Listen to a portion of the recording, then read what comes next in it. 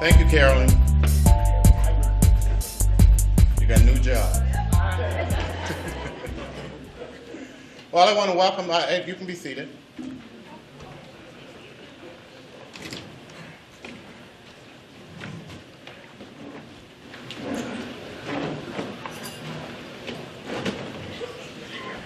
I want to welcome everybody on behalf of the Preston Area Board of Trade to our 21st annual celebration dinner. And I'm hoping that you all enjoy this evening. We have a lovely dinner laid out, some entertainment, and hopefully you all enjoy the evening. My name is Stewart Sparks, for those that don't know me, and I'm a board member, a new board member of the Preston Area Board of Trade. So I'm glad to see all of you here, and I hope that you enjoy the evening. Now, just a little couple housekeeping details. The bathrooms are out the door here to the right, and go all the way down to the back of the hallway, and there's a men and women's bathroom back there. Okay, I guess I'm supposed to introduce the head table, and these are our honorees. So I'll start from my far left. My far left is Mr. Jason Vaillancourt.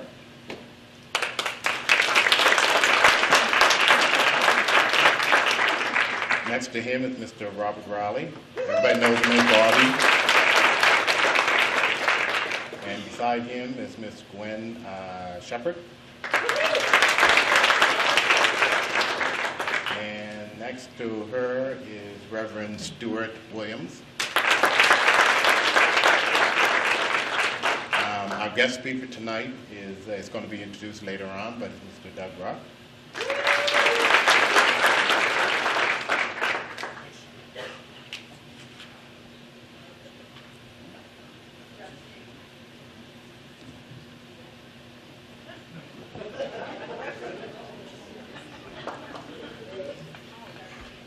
And beside, I apologize. I'm new at this, by the way, okay? Listen, I'm going to do the best that I can, so I'll apologize right now so that everybody knows that guess what? When I don't cross my T's or dot my I's, it's because I'm new at this. And another special of our honorees here is Ms. Colley, Justine Colley. See, I'm drawing blanks already. And those are our honorees for the evening. My co-MC for the evening, or host, whatever you want to call him, is Marvin Raleigh. We both decided we were going to do this. Okay, so now that we've introduced the head table, we're going to stand and sing the national anthem. Now, O Canada is in your program booklet, and the Black National Anthem is also under that also. So we'll start out by the Old Canada.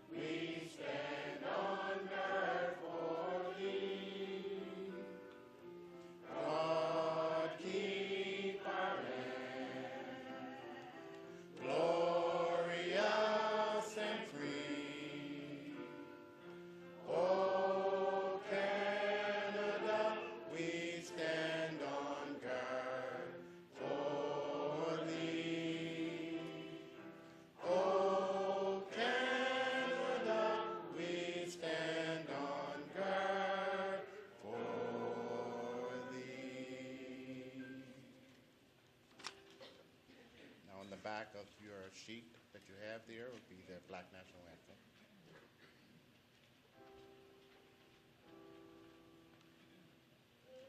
Every voice and sing till earth and heaven ring with the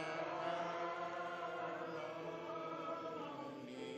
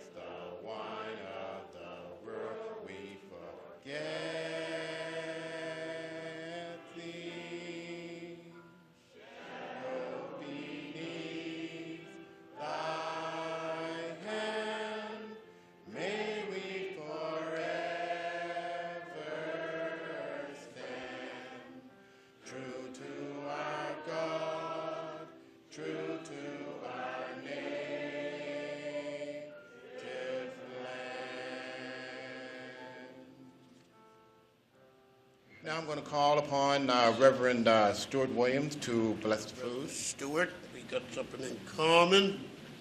You and I, we got our own thing going. This evening, it's time for us to give thanks to the Lord for this food. Will you all stand briefly?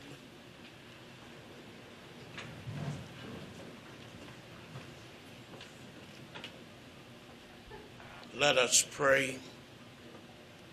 Our gracious and heavenly Father, we pause now to give you thanks.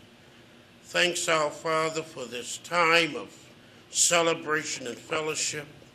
Thanking you, O God, because we can all stand tonight as honorees, and we can say through many dangers, toils, and snares, we have already come.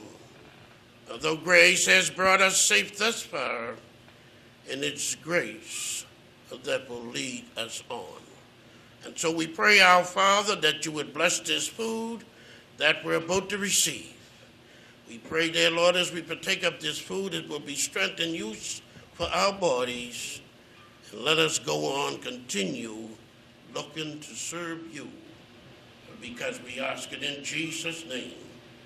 Feel free to get up and do so. Okay.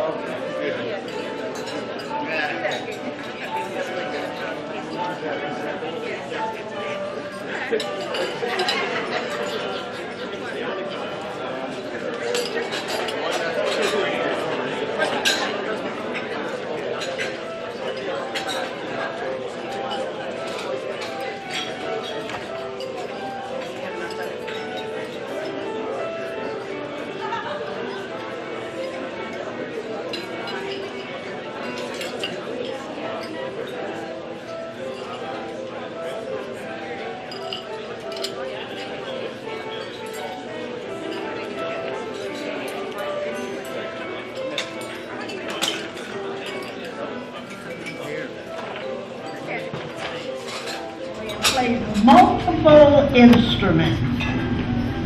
Over the past 11 years, she has performed in several choirs, bands, and musical productions.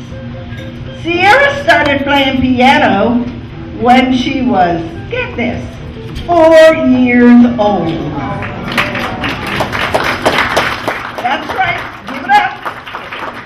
And will complete grade 10 piano in June of 2015.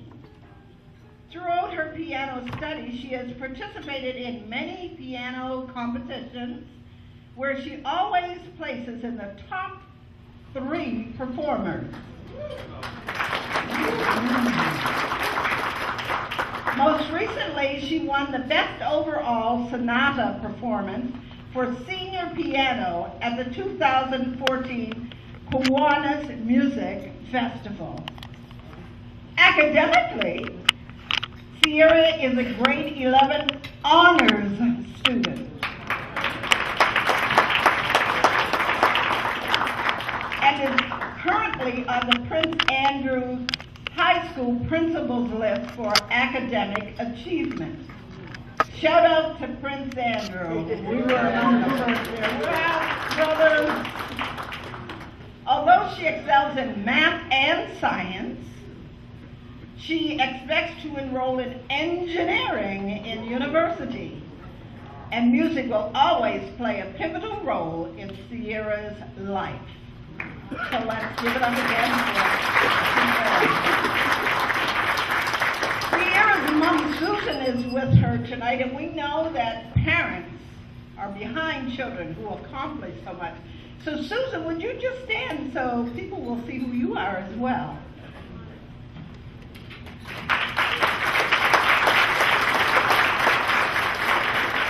After that, Susan and Sierra, and then Richard. And we all know Jeremiah. Jeremiah's been a protege of the Preston Area Board of Trade for a long time. We've had a lot of young people like Marco Simmons and Gary Beals who have come through this way. And we see that they have gone on and accomplished so much in their own right. And we know that Sierra is going to do likewise. So we wish you all the best, Sierra, and thank you again.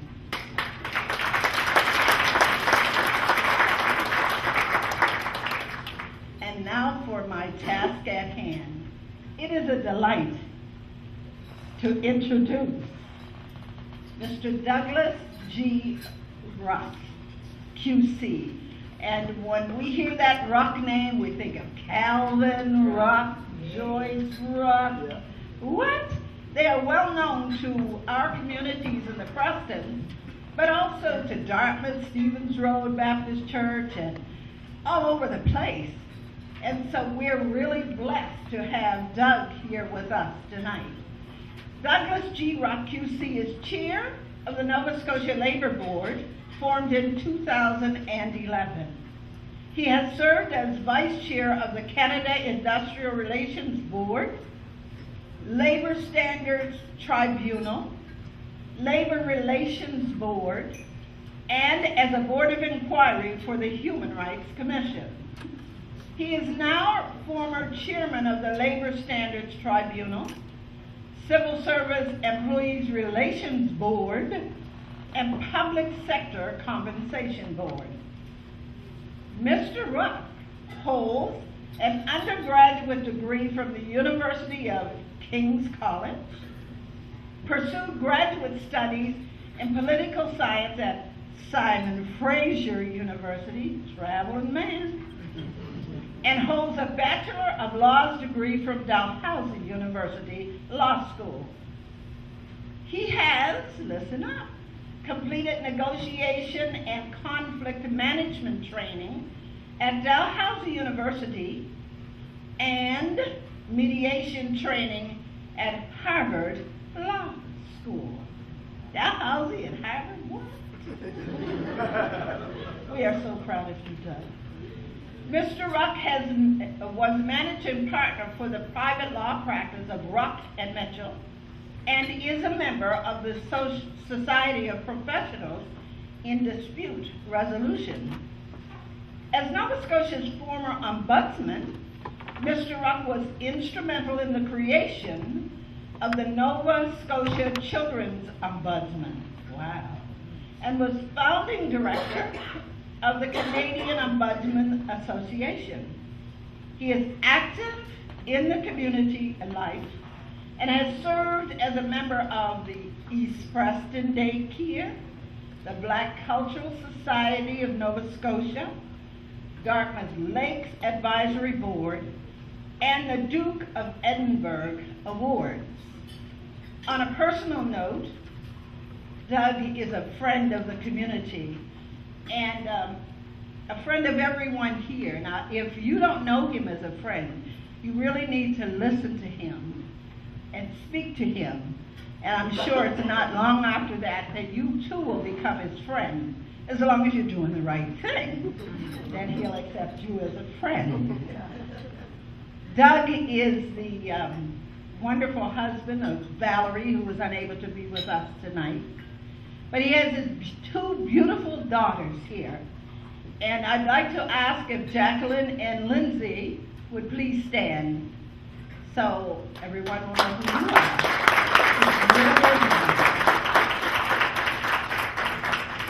And I just want to put a shout out to them too, because they are very family oriented.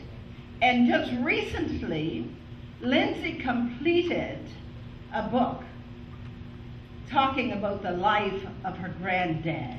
I don't want to steal anything that Doug is going to say, but to say to you that I went to Chapters today, and there are some of those books there.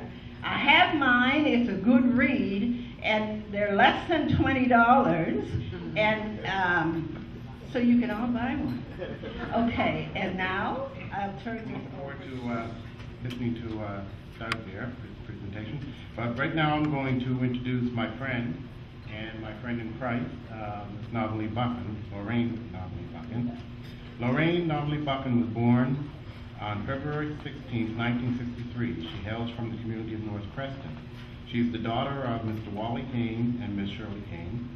She has 11 sisters and 3 brothers. She is married to Michael Buchan and the mother of 1 son, Miguel. Novelly is no stranger to both the live stage and the screen film. Her career goes back as far as the tender age of 5 years old, another young starter. When she began singing in her church choir, in the Sunday school, she has always been a lover of music and has sung almost every genre of music, from the silky smooth sounds of Etta James to the rousing gospel sounds of Mahalia Jackson, and everything in between. She is a passionate performer that has put her heart and soul into every note, that much I can attest to, and those that have heard her before can say the same. She was the lead soloist in the Nova Scotia Mass Choir, and at times comes back with them to do guest appearances. She has sung with the Winans, Sissy Houston, Margaret Staples, Gary Beals, Sabakasta, that's right, Sapacosta, the Rankins, Jackie Richardson, Carson Downey, Dan, Jeremiah Sparks, that's Sierra's uncle, just to name a few. She also acted with Danny Glover, Harrison Ford, the Trailer Park Boys, Lou Gossett Jr., and the list goes on. Wow. That's unlimited. Wow. Trailer Park Boys, list goes on. Her performance has performed for audiences in Canada, the United States, and internationally, as far away as Czechoslovakia. She has performed in productions such as Jesus Christ Superstar, Drum, Dream Girl, wow, and the Book of Negroes, which I believe has not been released yet, but is still in the works. Just to name a few more.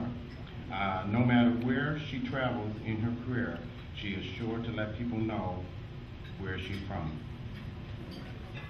Miss Natalie Locke.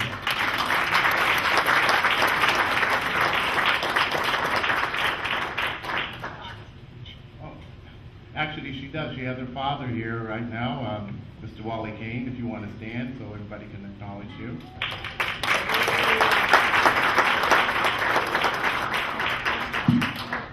So we're going to hear a selection from Natalie, and then we're going to hear from our guest speaker.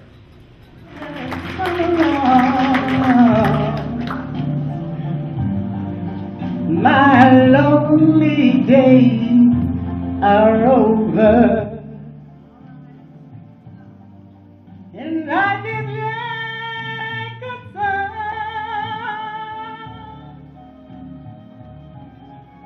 Whoa, yes, at last. The skies above are blue. My heart was wrapped up in clover. The night I looked at you, that's right, my dad, I found a dream that I can speak to, a dream that I can call my own. I found the thrill to rest my cheek to. That would be my husband, Mike. The dream that I've never known. Oh, yeah. And then you smile, yes, you smile. Oh, and then the spell was cast. It was like small daddy, you guys. And here we are at the Holiday Inn. For you are honored at last.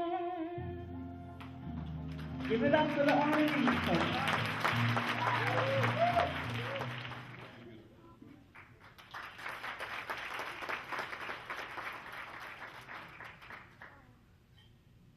As I said, it's not always easy to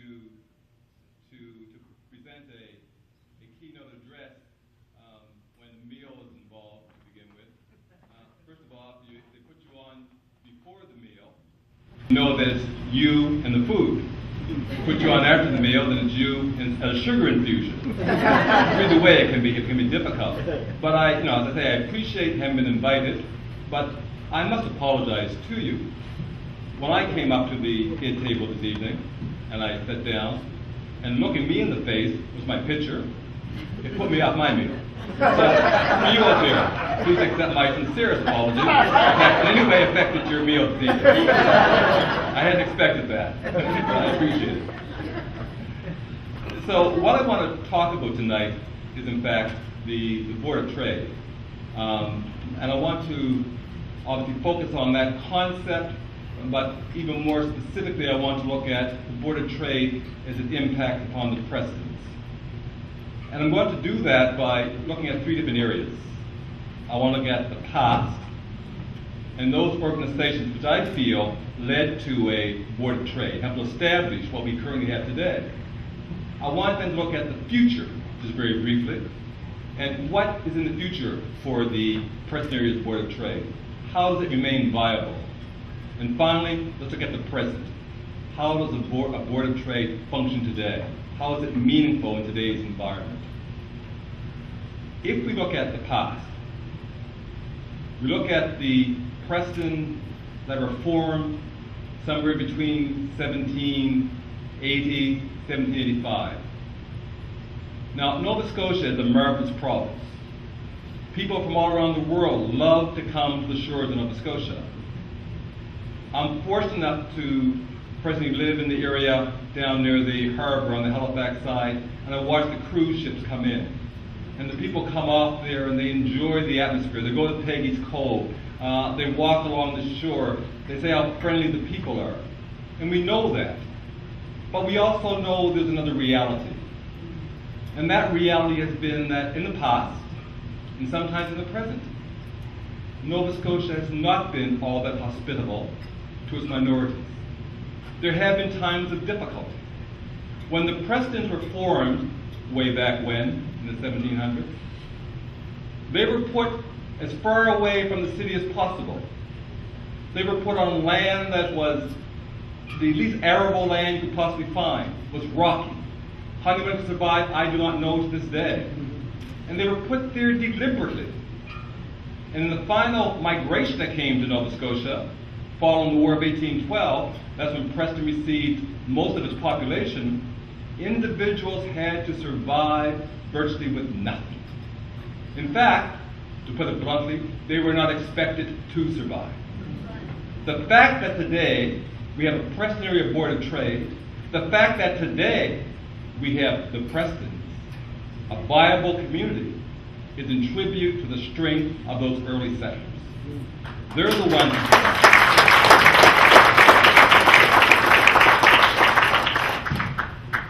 And there, in some ways, we're given their perseverance, their determination, we find why the many ways takes place today.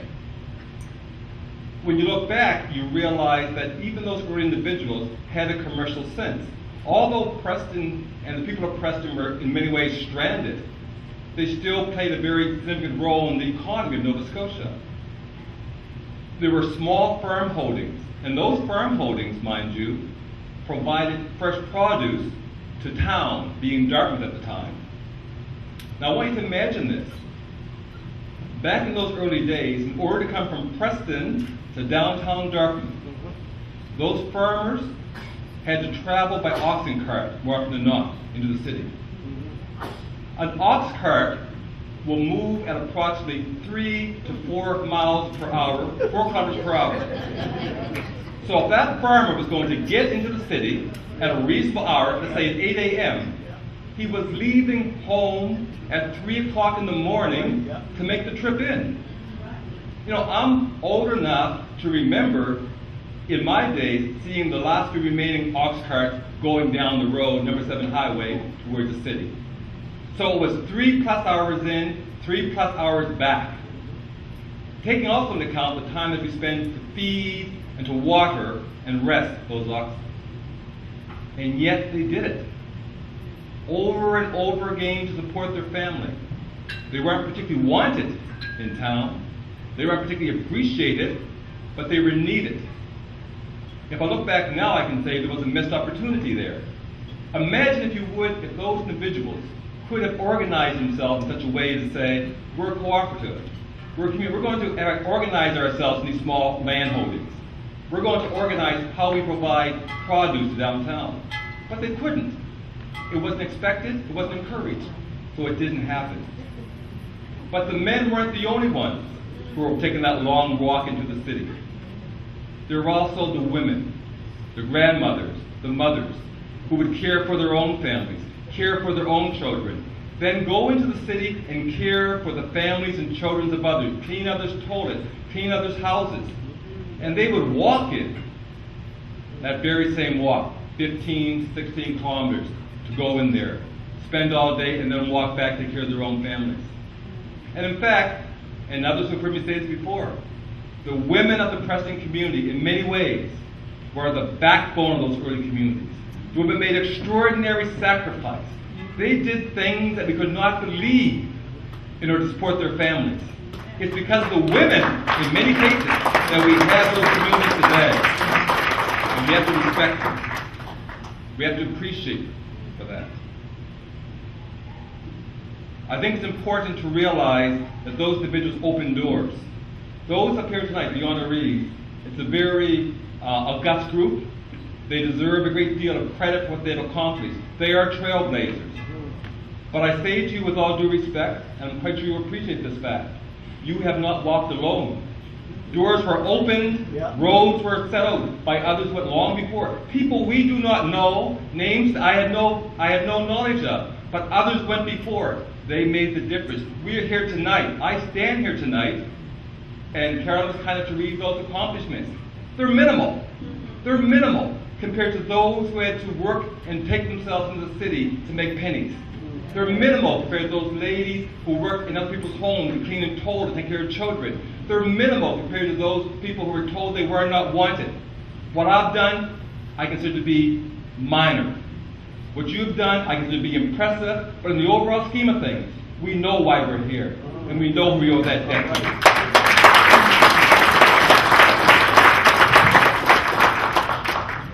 So when we look back at the past, we see an extraordinary legacy. And in fact, we see where some of these organizations got their beginnings.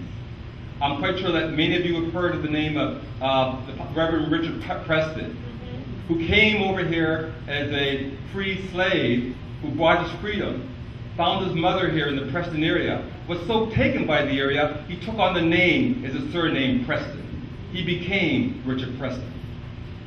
In 1854, Richard Preston made a significant move.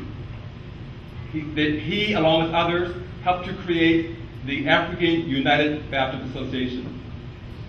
That association, while concerned with religion, also was concerned with the socio-economic well-being of the peoples of Nova Scotia living in the Preston areas. When they met, they were not just concerned with religion. They also felt there was a bigger picture there as well that they had to be part of. That, in many ways, if you look back now, was probably the first Board of Trade that began. In all those many days, it began. And while that particular aspect of the AUBA may not have continued on, it planted a seed that was very important, a seed that I think has sprouted and amounted to what we have here today in the Preston area, what we have here today in the Preston area Board of Trade. So we give thought to that, and we think, what does the future hold for these areas? Well, it's hard to say. There are a great many pressures right now. Things are changing. But I say to the members of the Preston Area Board of Trade, if there's going to be a continuation of this organization, there will be a need to reach out to the young. There will be a need to reach out to those who are now starting in business. There are those who are now beginning on the road of their own journey. In order to connect with them, the ways of former communication may not be sufficient. What we have now are things that are online. We have now things that are communicated electronically. There's a need, in fact, for the Preston Area Board of Trade to follow that route. It must become current with the times. It must be part of what is going on now. It needs to be there to support those organizations starting out. But in order to do so, it must be able to communicate directly with them. It's my hope that in the future, that will in fact be the case. We see organizations changing all around. They're establishing different lines of communication. In fact, it would be appropriate for the Preston Area Board of Trade to have direct links to boards of trade in other parts of Nova Scotia, other parts of Canada, other parts of the United States. There are very effective boards of trade throughout the United States of America. How do we link with those individuals? How do we get them to inspire? How do we get them to help? By communicating, by learning. The Preston Area Board of Trade has a significant role to play in this province. It needs your support. It cannot do it alone. A board of trade takes a lot of work, a lot of effort.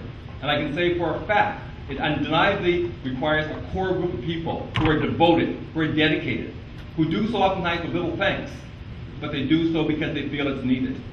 How do we, the citizens of this province, support that board of trade? Well, in part, simply by coming to events such as this. How do we make sure that the future is viable for the board of trade? Well, by being there, by participating, by being part of it. We must establish those lines of communication. We must link with the Board of Trade. We know for a fact that the members of today may very well not be the members of tomorrow. What is the plan for succession? How does it provide for tomorrow? If it doesn't start working on it now, it will not happen.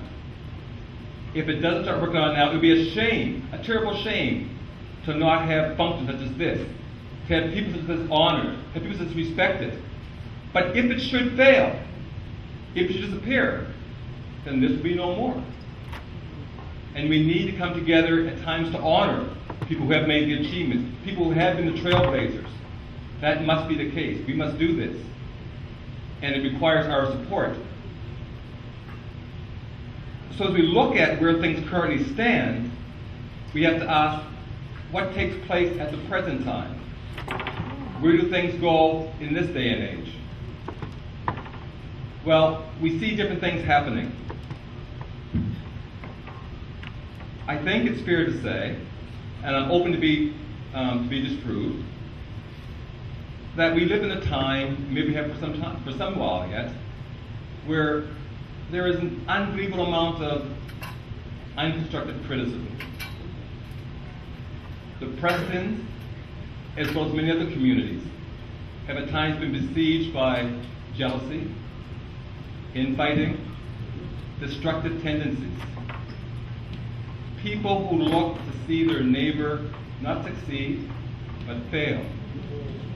People who seem to take a certain pleasure in watching others fall down, and they're not there to help them stand up. We cannot go on like that. We simply cannot. It's too much of a cost, way too much of a cost. We also know that we have problems with some of the youth. At times, my heart aches, and I feel a terrible pain when I listen to a news story. And it's about violence in the Preston area. Young men killing other young men. Drive-by shootings, kidnapping, pimping, on and on. The Preston communities are not the only ones that have these problems, we know that. But I sincerely say to you that what happens there takes a much greater toll than many other areas. Why? Because it taints each and every one of us. We have honorees here this evening, but they are not immune to what may appear in that newspaper. We are tarnished by that news. I know how that information would have affected my father. Anytime he heard it, it ached. It made him ache. And there are people who are not here tonight, who are no longer with us. And I know they would share that same kind of discomfort, that same kind of pain. I'm speaking of Alston Saunders. I'm speaking of St. Clair Williams. I'm speaking of Matthew Thomas. They were the core. They tried so hard, they worked so hard, and yet we have such terrible things happening. Now there's different reasons for these things. There's different sociological reasons. There's other factors as well. But from my own perspective, I think one of the major contributing factors is when I watch, when I see the fact that it appears that there's been a loss of parental control. What happens to telling your child no? What happens to say it's not right?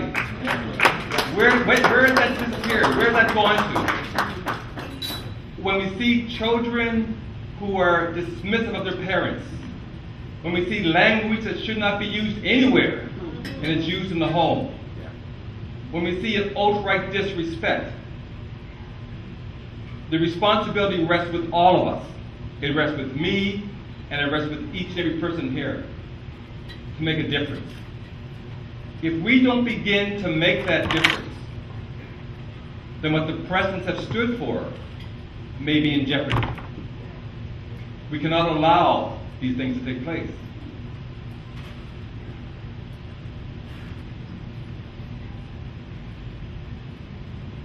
I feel that it's important for an organization such as the Board of Trade to step in. I think that the time has come for the Board of Trade and other like-minded organizations to organize and hold a community summit. There's a time to discuss directly what is taking place and what is the future. On the one hand, we have the future before us tonight, but how do we encourage that future to make sure that it becomes a reality? That means calling together those individuals and those persons who are willing to put their minds to the task, willing to make a difference, willing to try and to help as much as possible. When I see young businesses begin, and also many of them fail, but there needs to be more assistance. I have begun a conversation with the Canadian Bar Association, as well as the Nova Scotia Bar, to put together a program providing as much as possible pro bono workshops for training of young people in the area of business, in general law, to try and assist. I look at what has happened when a young person goes into business and suddenly finds that maybe there's a union drive, maybe there's certain employment laws, and they have no idea what to do. There needs to be that knowledge. The legal profession needs to give back and to share and provide that. It's my undertaking to see if that happens, that we're able to provide that information. I think it's also the undertaking of the Board of Trade to come out here and to work towards these things as well, and to encourage those businesses. The Board of Trade needs to have a means of giving the population, giving the Prestons something to hold on to. It needs to give the Prestons something that will give them momentum. It needs to give the Prestons something that will inspire them. And you know what? That's in your grasp. What inspires, what motivates, in addition to those you have before you tonight, the honorees, is the past. We must respect our past. The past is the legacy. The Board of Trade, I say to you, use that legacy as a beacon to the future. And it's my hope that if you do so, with the support of everyone willing to help, that that beacon will burn bright and make a change for the future, and allow the Prestons to stand as a community to be viewed, revered, respected, and where possible, emulated by other communities throughout Nova Scotia and elsewhere. I wish the Board of Trade all the best. I will do what I can to assist, and may the future be bright, and may the Prestons continue to prosper. Thank you.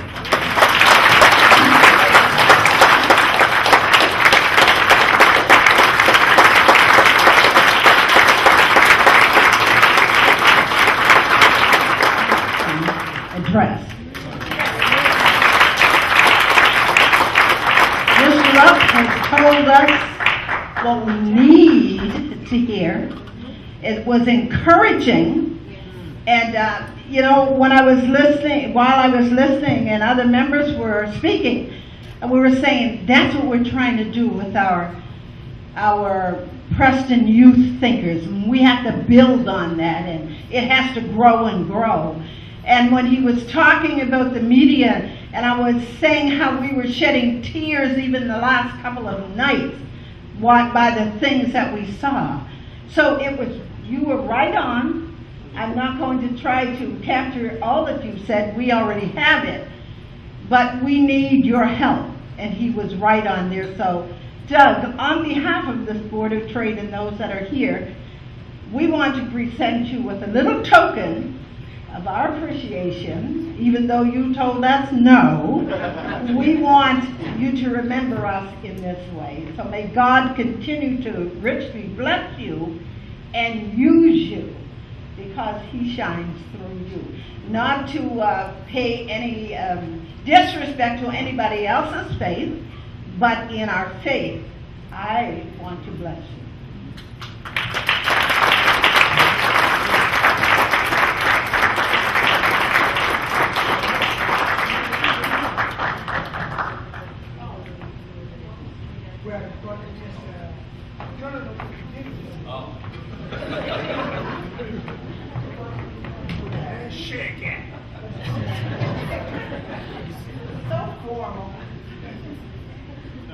So I'm going to call upon Alicia Kings. She's a volunteer with the board, with the Preston Board of Trade, one of our new and younger volunteers with the board. So she's going to introduce or read the bios for the honorees. So, Alicia. Good evening, everyone. Hope you all enjoyed the meal. It was wonderful. The first bio I'm going to read is Gwen Cain-Shepard. Gwen Cain-Shepard was born in Dartmouth, Nova Scotia. She grew up loving and playing many different sports. She is the wife of Kevin Shepard, and together they have 3 sons, Brandon, Ryan, and Peyton, and 5 grandchildren. Gwen has spent most of her adult life living in Montreal, also known as Fashion City, which is where she started her business in 1997. She and her husband have traveled extensively and live in both Trinidad and Jamaica, which allows Gwen to continue her business as a mobile business in these countries. She felt blessed to be able to offer different styles of beautiful dresses and clothing to people that might not have been able to have them. Gwen knows the importance of giving personal attention to people that walk into the doors of Gwen's Bridal, which is what has sustained her business for the past 17 years. Everyone is greeted with a warm welcome and a smile. Gwen is a very positive person who strongly believes that everyone has the ability to reach and obtain their goals and dreams. She is compassionate and very spiritually minded, and a real role model to youth. She mentors several youth with an interest in the fashion industry and retail industry, giving them an opportunity to assist her with sales as well as fittings and all aspects of the business. She is a pillar in the neighborhood where her store is located and often employs people from that area. Gwen's focus right now is on keeping her dream alive and continuing in the industry of fashion until she accomplishes everything. She has outstanding business and leadership, and then the date that it's being presented in the year of our Lord. Look back with pride on all you've accomplished and press forward with courage and faith.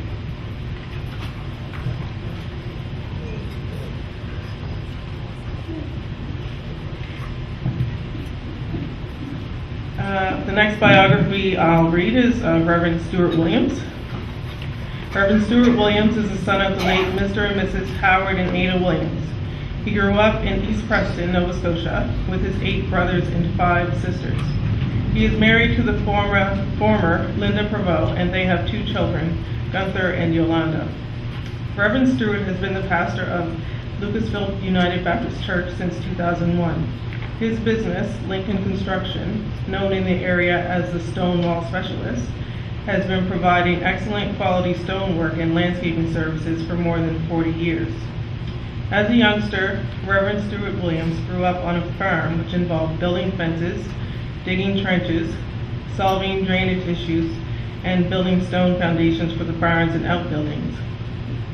He enjoyed the work and decided it would be worthwhile going to work for someone else to learn more about it. He recalls, for the next few years, he worked hard and learned as much as he could about concrete and landscaping. Eventually, he knew it was time to step out in faith and open his own business. When he opened Lincoln Construction, his mind was set on providing the highest quality of product and service possible. Over the decades that followed, the name Lincoln Construction became synonymous with high-quality workmanship and integrity.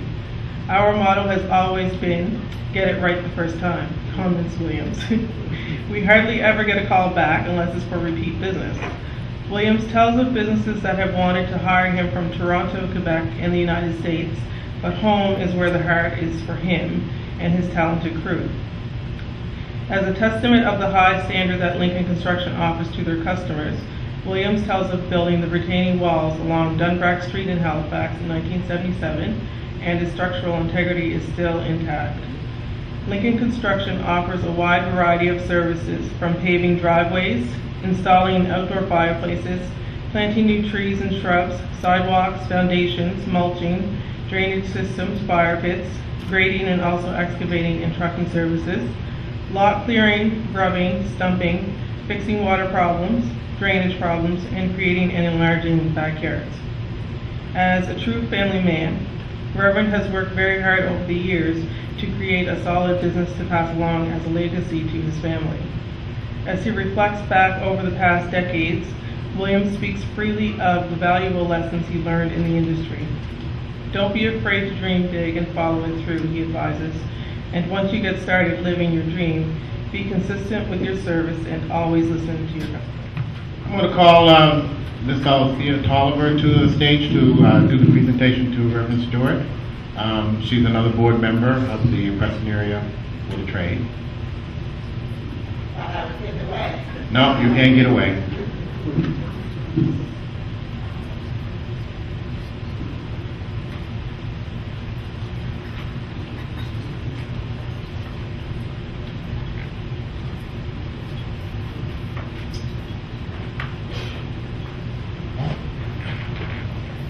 Good evening, one and all.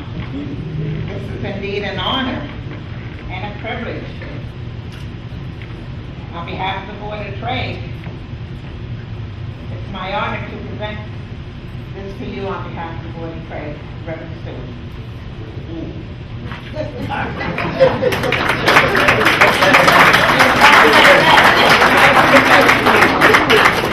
And we certainly have seen your work, and we know that the pride that you take in it, and we know the legacy that you have in the community for doing stonework and all of that, and the people that you employ from the community and throughout Preston and well, parts of Nova Scotia, I guess. That's right. You have workers that come from around Nova Scotia. So for that, we applaud you. Must be all we did.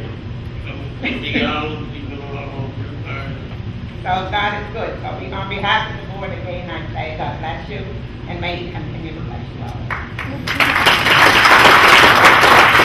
And also, I'd like to tell Pastor Stewart to go back home and go back to bed, because this man hasn't been well all week.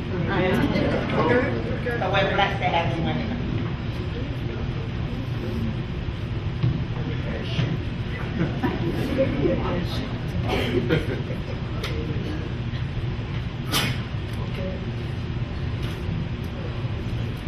Also, congratulations also to his lovely wife Linda, who is down there and always by his side.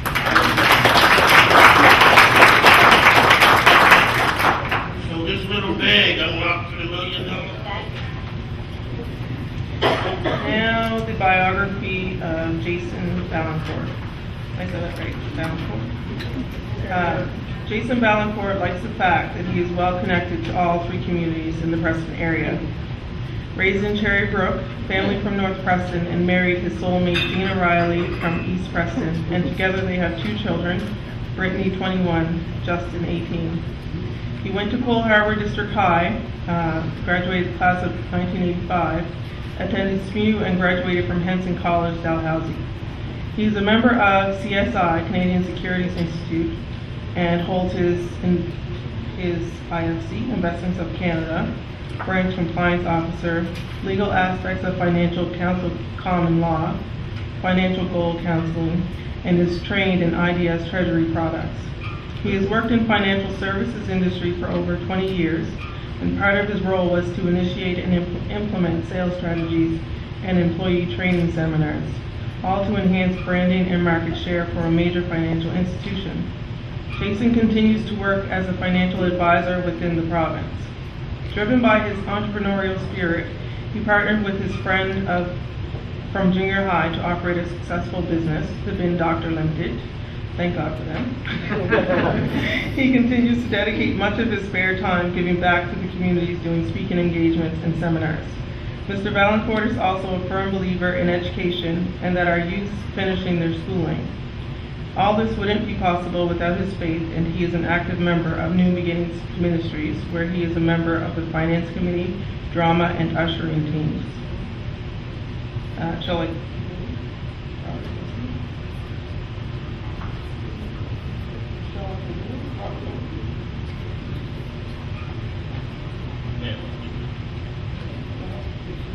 Yes, okay. So your partner, Robert Lopi, CEO, Finance and Marketing and Jason Vaillancourt, CEO of Operations and Sales, have been best friends for over 30 years and started an innovative recycling business in 1999 that now exceeds annual revenues of $1.5 million, and 75% of their employees are from the Black community. Finn Doctor is a pioneer in the recycling industry.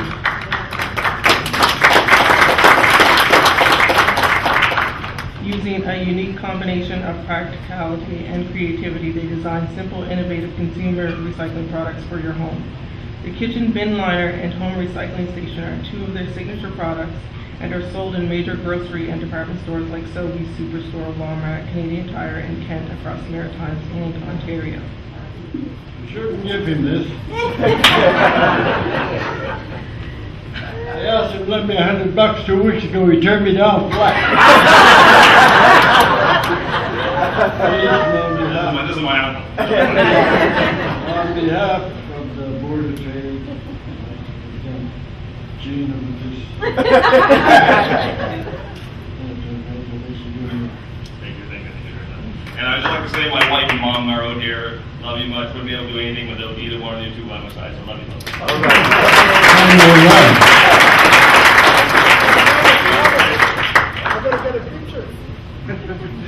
It's a serious business here.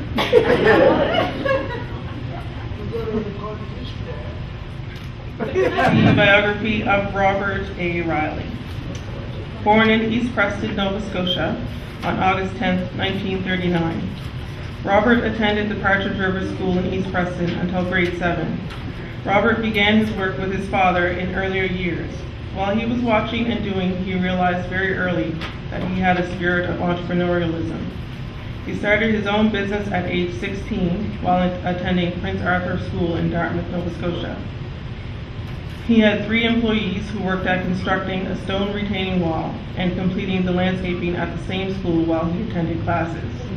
Over the years, Robert Riley has employed many people, including many from the Preston area, thus adding to the economic development and stability of the community and beyond. Some of the landscaping projects that Robert completed are the Lillian Fraser Hospital in Tatamagouche, Nova Scotia, East Bay Junior High School, Cape Breton, Nova Scotia, Sir Robert Borden Junior High School in Cole Harbour, Nova Scotia, Graham Creighton High School, now the Junior High in Cherrybrook, Nova Scotia, Residential Home and Complex in Spring Hill, Nova Scotia, and Stellarton, Antigonish, and Halifax metro area. Robert and his wife Patricia have resided in Dartmouth, Nova Scotia for the past 37 years. They have 6 children, 1 daughter in Ontario, and the remainder in Dartmouth, HRM. 2 of their sons carry on his legacy by following in Dad's footsteps by having successful companies of their own. Robert himself continues to do landscaping, stone and concrete work in Dartmouth, Halifax, and surrounding areas. His work is his pride, and as a result, it is very unique and identifiable. His motto could be, let the work I do speak for me. Testimonies. A 59-year-old man said, I can remember them boys in the business all of my life since I was knee-high. It seems that Bobby Riley's been building walls all of his life. A 68-year-old woman said, I'm 68 years old, and that's all I can remember Bobby doing. He has a long legacy. I have to give him this. On behalf of the Board of Trade, I'd like to give this. I'd like to give you this plaque, the token of your work. Congratulations.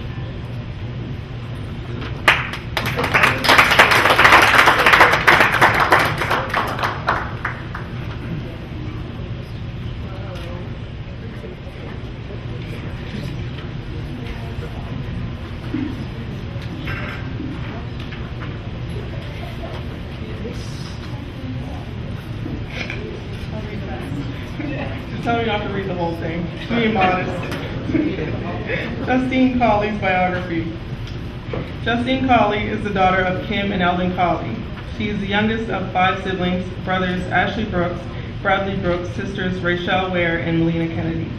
Justine is engaged to Nicholas Legier. Justine is currently employed full-time as a banking advisor with the Royal Bank of Canada. She graduated in May 2014 with a Bachelor of Commerce, major in finance. She was a member of the St. Mary's Varsity women's basketball team, a recipient of BLG Award, which is given to the top male and female athlete at the university level in Canada. Winner receives $10,000 towards a master's degree to a university in Canada.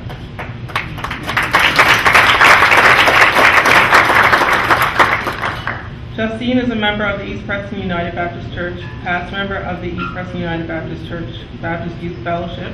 She enjoyed singing in the church choir and entertaining children, sports, and computers.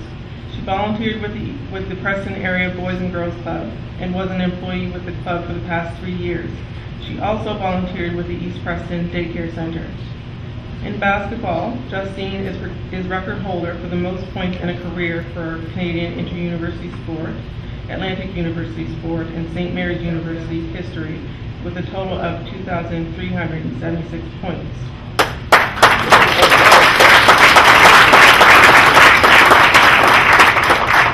Record holder for most points in a season, Atlantic University Sport Conference, currently has 545 points in single season, reigning CIS Most Valued Player Award, given to the most exceptional player in university basketball.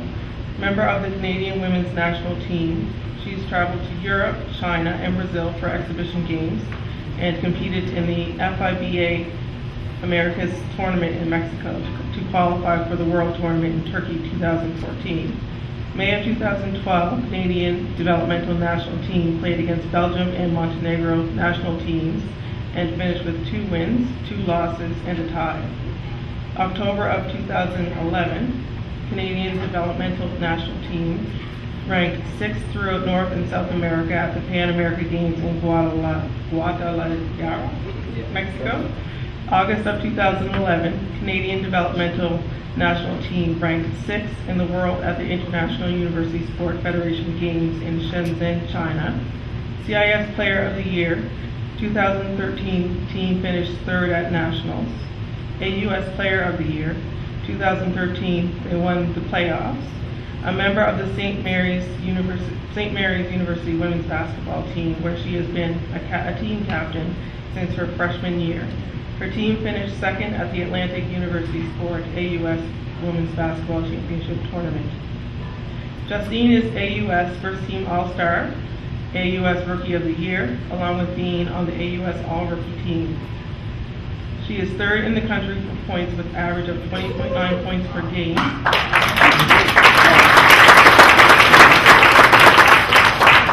She was nominated for being the Canadian Inter-University Sport Women's Rookie of the Year and was named a member of the CIS All-Rookie team.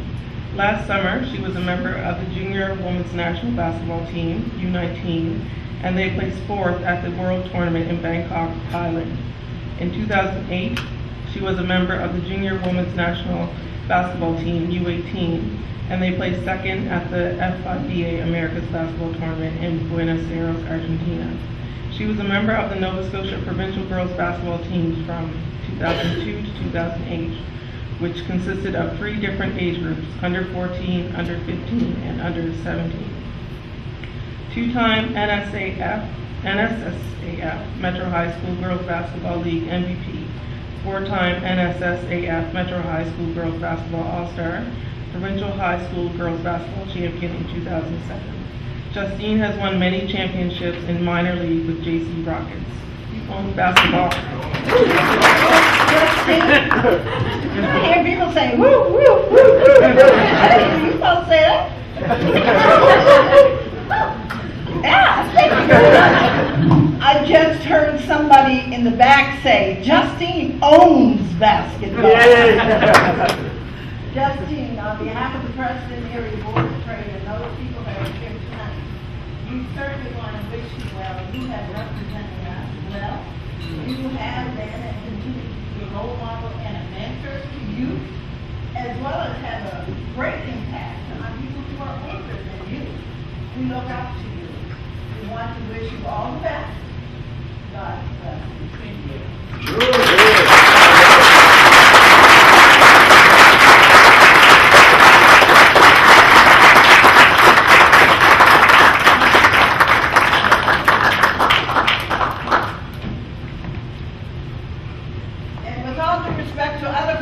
Advisors in the room, I just wanted to recap that she is presently a financial advisor.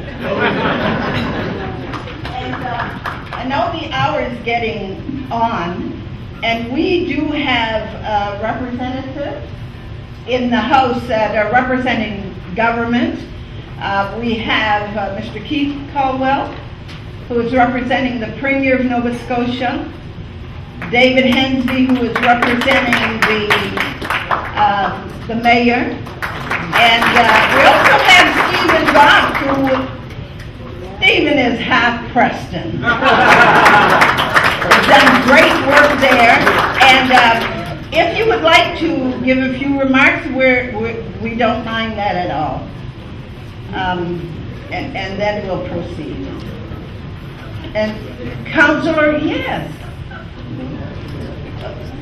Stewart is telling me that, Stewart is telling me his councilors here, so, hey, you know, we do things different in Preston, so, you know, protocol is one thing, but, you know, if you'd like to come up, please. First of all, thank you for the opportunity to bring greetings on behalf of Mayor Michael Savage and my colleagues at the Regional Council. I'm here tonight also with the local councillor, Laura Lee Nickel, from the Coal Harbour Westfall area. I can't believe it's 21 years. I was there at that first charter meeting. I'm one of the charter members of the Preston Area Board of Trade, and it seems like you've come of age. I know there's been a lot of growing pains along the way, and as Mr. Ruck has said, there's great opportunities ahead of us still. I look forward to those opportunities to be fulfilled, and look forward to those many dreams and aspirations coming true. So, congratulations on your 21st birthday. I've seen Mr. Keith Caldwell. I know we talked earlier he was going to be here. I was going to let him give the greetings on behalf of the Premier and the government of Nova Scotia. But I'll take the spot. I was told I'm half Preston. That's good to know. But no, it's wonderful to be here tonight. And I do bring greetings on behalf of the Honorable Stephen McNeil. As many of you know, the House is sitting right now, and we're really, really busy. We've come through many trials, especially at the first sitting for the fall. Last week, this time, we were under lockdown, and things have come a long way since then. And to recognize the folks here at the head table, some I don't know. I've heard of their names. Like I know Mr. Riley, Mr. Bobby Riley. I remember him when I was only a young fella around my brother's home. And Reverend Williams, I know him quite well. He was and still is my mentor in many ways, and being in the ministry is wonderful to be part of. Mr. Ruck, I've seen you around, and I know that name, and I did spend some time with your dad, and we were involved in the Lions Club back in the day. And Justine, I remember Justine when she's only a little girl, right? And when I was in East Preston, I was teaching Sunday school and getting prepared to go to seminary and working with the BYF and things like that, and it just does my heart proud to have seen you out and about doing a gift that God has definitely given you. My son Alexander, you were his role model and still are. He loves basketball as well. So yeah, it's an honor. 21 years is wonderful to hear that the East Preston Board of Trade is continuing on. I know that with the information that we have been given tonight, it should inspire the group to continue on, and it's so true. There are people that take great pride in seeing people fail, and that's something that as a community we need to look at. like you said, Mr. Ruck, there are people that have come through the heat of the day, that have paved the way for our people here today. And it has reached across not only the communities in the Preston, but it has reached across all of Nova Scotia, even into some of the other parts of Canada, and as well as the United States. We've been here for a long time, and we've contributed a lot to this province and also to this country as well.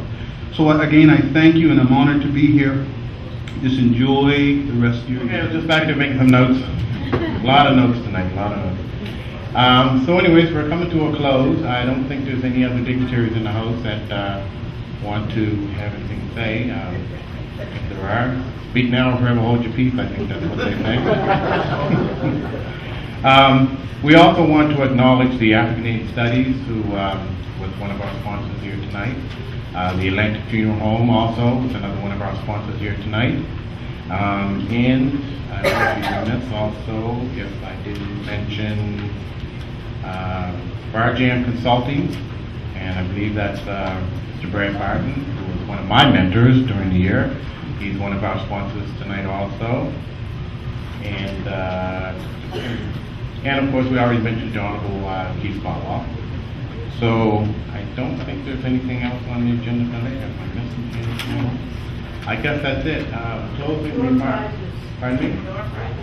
Door prizes and 50-50 draw. Oh, yes, we have the door prizes and the 50-50 draw and the silent auction. How can I forget the silent auction? I've been at it all night.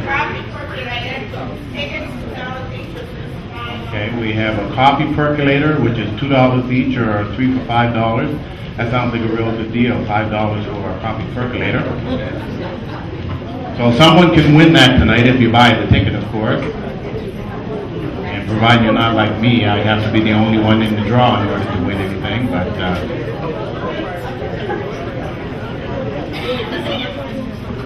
And you can't win it if you don't buy a ticket.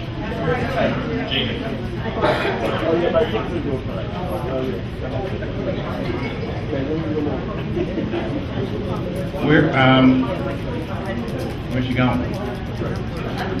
Okay, you can buy the tickets. I think you're coming around with the tickets. Right here. Okay. Anybody want it? Just raise your hand. So we have someone coming around with the 50-50 draw. So we're gonna move this right along. So he's coming around with the 50-50 draw, and I don't know if he's doing both, or I'll see us walking out with something in her hand there.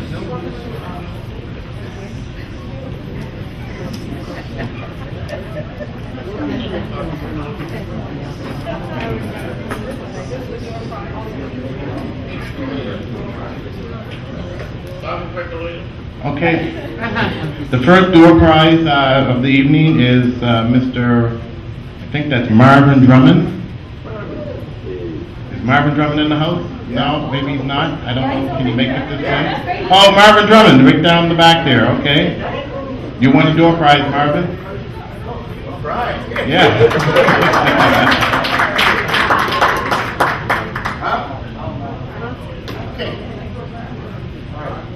Take your door prize over here.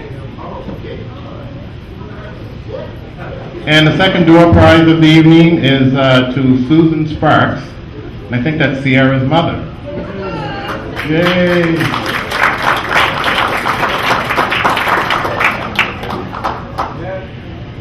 Anybody can pick us on a percolator?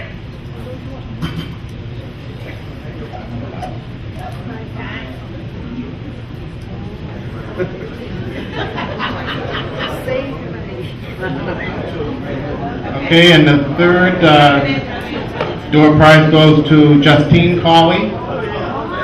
Justine, you're a winner again. She went all the way around.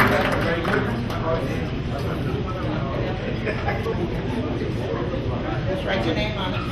Write your name on it. 3 for 5.